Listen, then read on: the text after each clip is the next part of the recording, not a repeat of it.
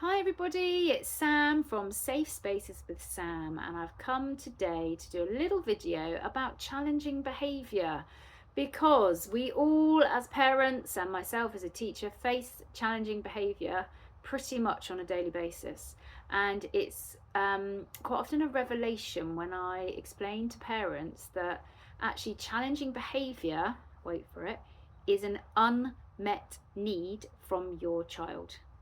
Okay, so challenging behaviour is an unmet need.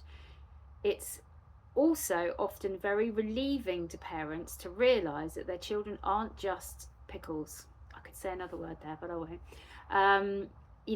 There is a reason for their behaviour. And for some people, that's a little bit controversial because they do think some children are born bad or whatever. But no, every single behaviour is an unmet need, whether that be in a classroom, at home, whatever it might be. The child might not be able to tell you what their need is because that's obviously potentially a little bit beyond their brain capacity, but they have an unmet need. So the way that I explain it, when you had your child as a baby, they obviously couldn't communicate at all. So the way that they got you to do something for them was to cry. So every time your child cried, your baby cried, you knew at that point they had an unmet need, whether that was that they were hungry, they were dirty and needed changing, they were overstimulated, understimulated, tired, whatever it might be. But you knew your baby wasn't crying just because they wanted to make you annoyed, obviously. And you knew you had to go through the cycle of stuff, changing their nappy, putting them to sleep, taking them for fresh air because for whatever reason, giving them a bottle, breast milk, whatever, because they had that unmet need.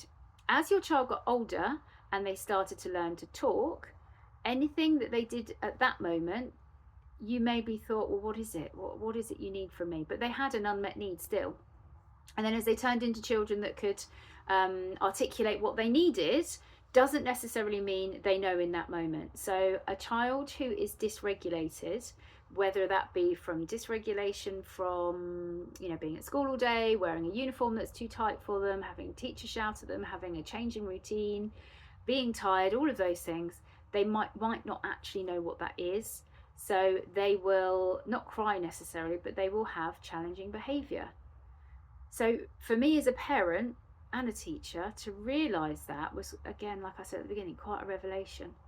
So I'll say it again, challenging behaviour is an unmet need, and it's your job as a parent to work out what that need is, or to take them to coaching and work out what that is if you feel like it's actually gone beyond what you can maybe do at home, because it's maybe been going on for a long time, and you just don't know what to do. Because part of what coaching is delving into triggers, things that might come up that could be causing this challenging behaviour.